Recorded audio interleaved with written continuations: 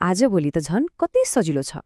Mobile banking, internet banking वा connect आइपिएसबाट पनि तुरुन्तै भुक्तानी गर्न सकिन्छ। अझै एकदमै ठूलो रकम छ भने त ब्याङ्कहरूले प्रयोग गर्ने आरटिजिएस प्रणाली पनि छँदैछ। यो सबैभन्दा भरपर्दो विकल्प हो। यो नियम सुन्दा अलिक कडा लागे पनि यसलाई सकेसम्म व्यावहारिक बनाउन खोजिएको छ। त्यसैले केही खास अवस्थाहरूमा यो 5 लाखको सीमा लागू हुँदैन।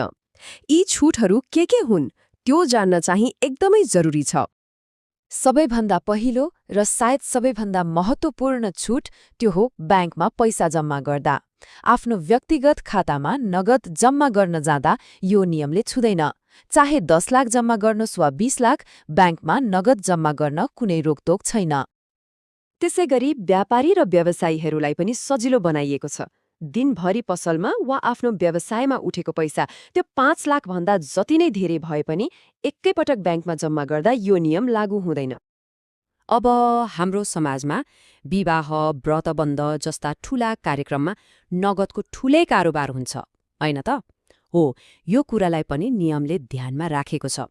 यस्तो पारिवारिक खर्चको लागि छुट दिइएको छ।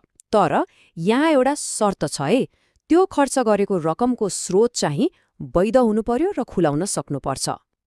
अर्को छुट छ ऋणको भुक्तानीमा।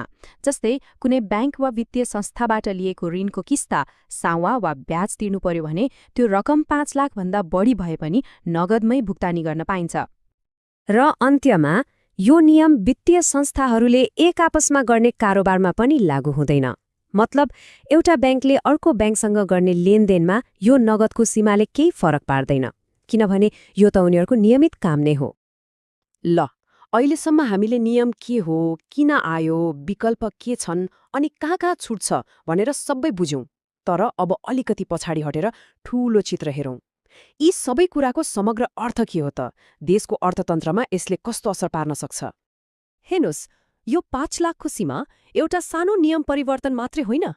यो त हाम्रो देशको पुरै वित्तीय प्रणालीलाई अझै औपचारिक, पारदर्शी र आधुनिक बनाउने एउटा ठूलो अभियानको सानो तर महत्त्वपूर्ण हिस्सा हो। यसको अन्तिम लक्ष्य भनेकै एउटा यस्तो बलियो आर्थिक प्रणाली बनाउनु हो जहाँ हरेक कारोबारको हिसाब किताब सफा र प्रष्ट हो।